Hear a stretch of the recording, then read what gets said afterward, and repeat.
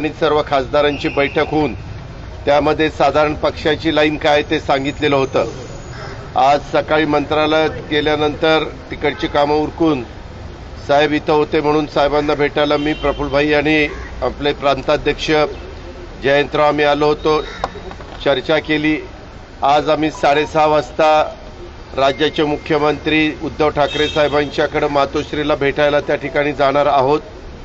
साधारण हे आत्ताचे जे क्रायसिस निर्माण झालेले आहेत त्याच्या संदर्भामध्ये चर्चा म्हणजे मुख्यमंत्री महोदयांचं काय मत आहे काय नाही अशा पद्धतीनं आम्ही ती चर्चा त्या ठिकाणी करणार आहोत। आत्ताच्या घडीला राष्ट्रवादी काँग्रेस पार्टीची तीच भूमिका आहे जी काल आम्ही तुम्हाला सांगितलेली आहे, ती की मुख्यमंत्र्यांच्या पाठीशी त्या ठिकाणी उभं राहायचं आणि सरकार टिकवण्याचा प्रयत्न करायचा। त्याच्या उपर आपल्याला काही प्रश्न विचारायचे असेल तर विचारा।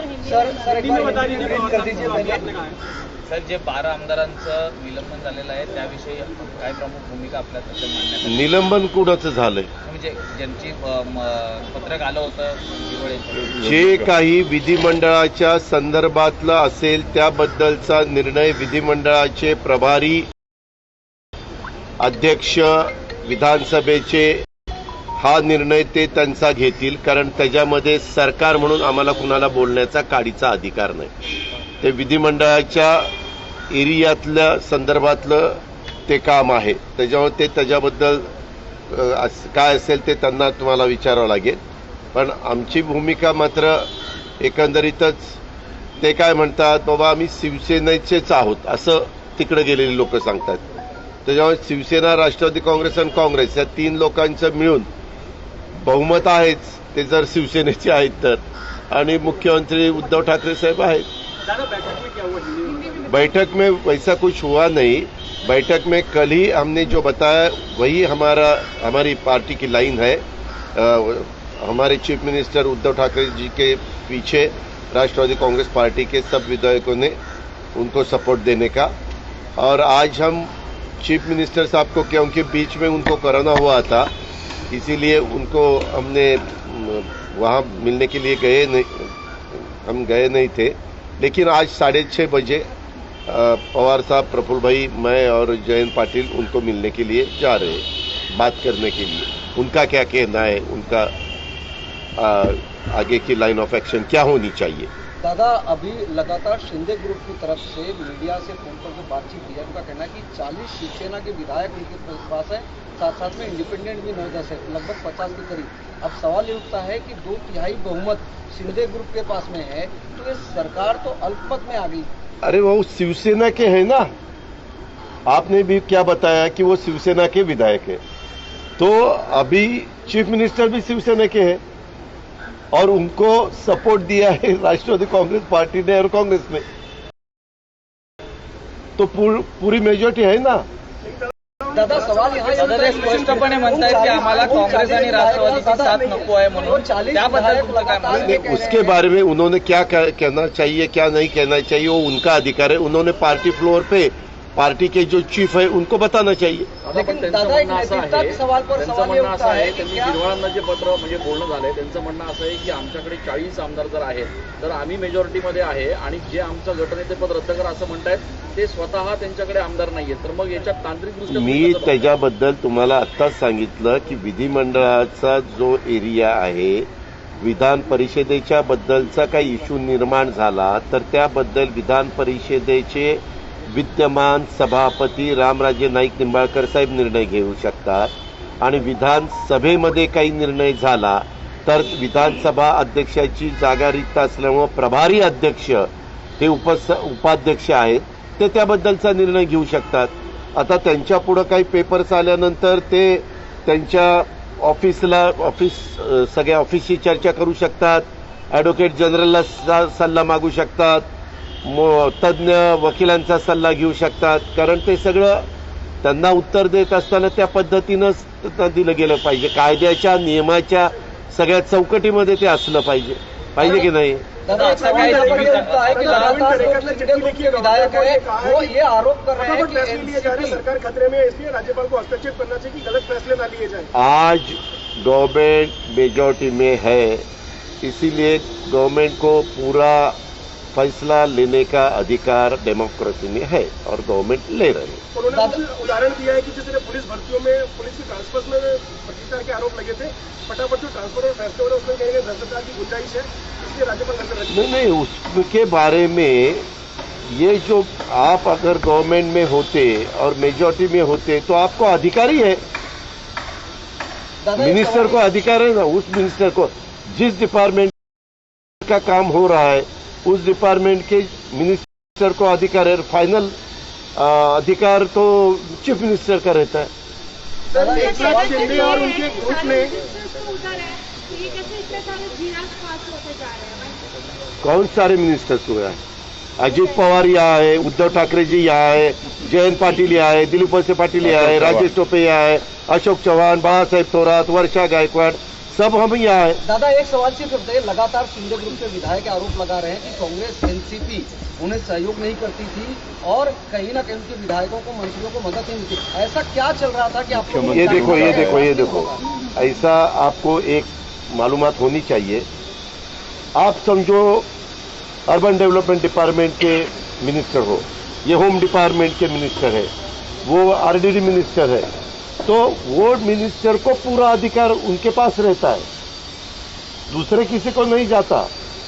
एक दफा फाइनेंस मिनिस्टर ने बजट पेश करने के बाद और दोनों फ्लोर पे यानी विधान परिषद और विधानसभा में वो जब मंजूर हो जाता है मेजॉरिटी विधायकों के तरफ से, तो उसके बारे में उसका पूरा अधिकार अलग अलग ट्राइबल का ट्राइबल डिपार्टमेंट के मिनिस्टर को जाता है, पीडब्ल्यूडी का उनके मिनिस्टर को जाता है, इरिगेशन का उनके मिनिस्टर को जाता है। ऐसा होता है, ये आपको भी पता होना चाहिए। तो आप लोगों से नाराजगी क्यों है?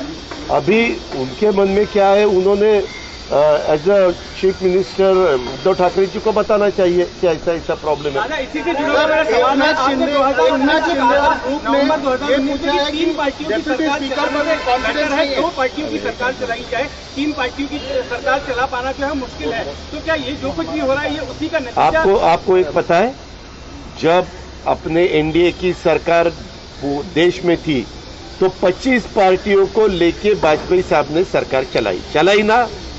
उसके बाद डॉक्टर यूपीए की सरकार आई, 10 साल मनमोहन सिंह जी ने चलाई, तब कितने पार्टियां थी उसमें? बहुत पार्टियां थी। ऐसा तो चलता है। मैं आप ही की बात कर रहा था, आपने बयान दिया था ऐसा 2019 नवंबर में। क्या 2 पार्टी की सरकार ज्यादा स्थायी होती है, आपने मैंने दिया था? कब? शपथ लेने के बाद आप ही का बयान। ये देखो, शपथ लेने के बाद जब पहली शपथ ली थी ना, उसके बाद मैंने कब मीडिया के सामने आया ही नहीं।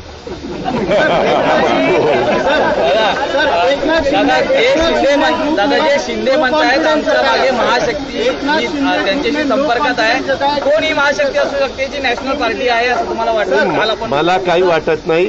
कालच आमचे नेते आदरणीय पवार साहेबांनी सांगितलं, मी महाराष्ट्रापुरतं बघतो, सगळ्या मीडियाला माहिती आहे, सगळ्या प्रेसला माहिती आहे की अजित पवार महाराष्ट्राच्या संदर्भामध्ये काही असेल आणि त्याला वाटलं की याच्याबद्दल आपण बोलावं, माहिती असेल पूर्ण तर मी बोलतो।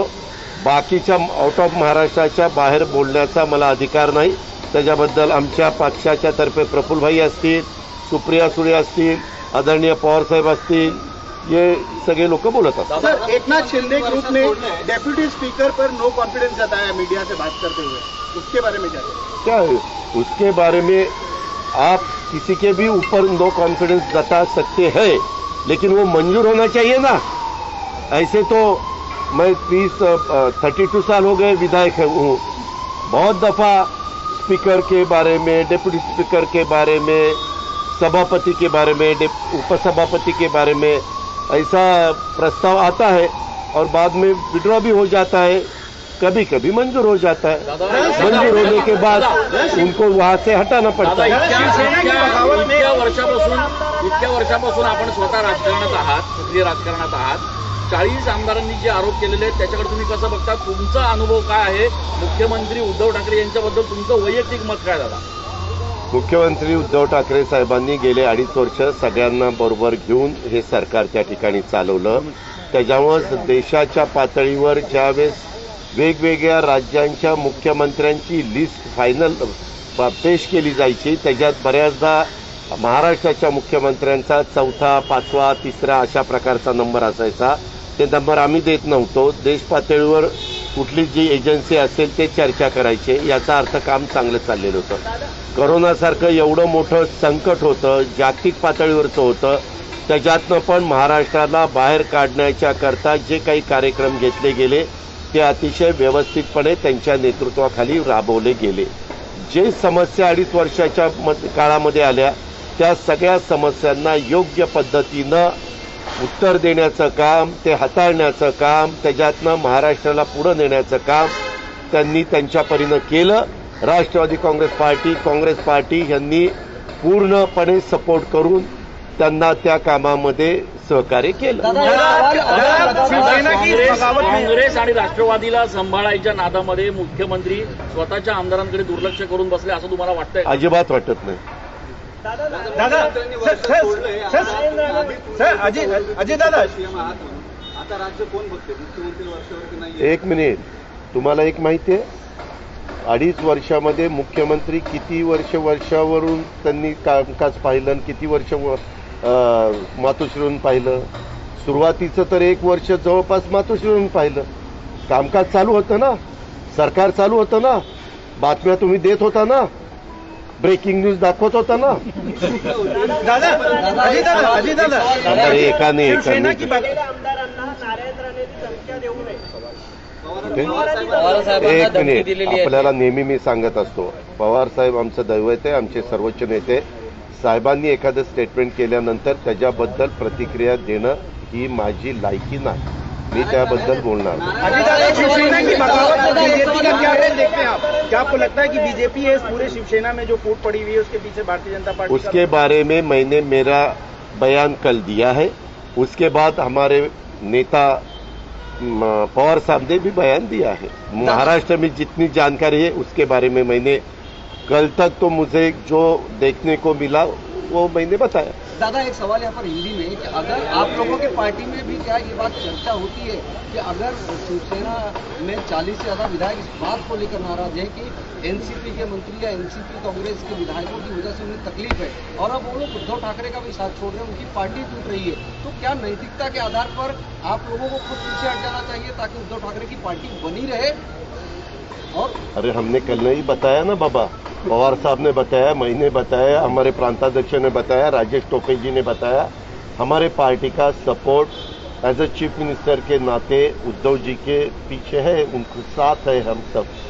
कितने दफा बताऊ? दादा, पण लिख कर दूं क्या? जे आमदार गेलेले आहेत त्यांनी आक्षेप घेतलेला आहे. काही जणांचं म्हणणं आहे की बळजबरीने आम्हाला नेण्यात आलं, धमकवण्यात आलं. मला असं वाटतंय का की त्यांनी इथे येऊन- मला त्याच्याबद्दल माहिती नाही. 2 आमदार नितीन देशमुख आणि कैलास पाटील यांनी आल्यानंतर तुम्हालाच मीडियाला काय सांगितले ते तुम्ही त्या ठिकाणी पाहिलेलं आहे.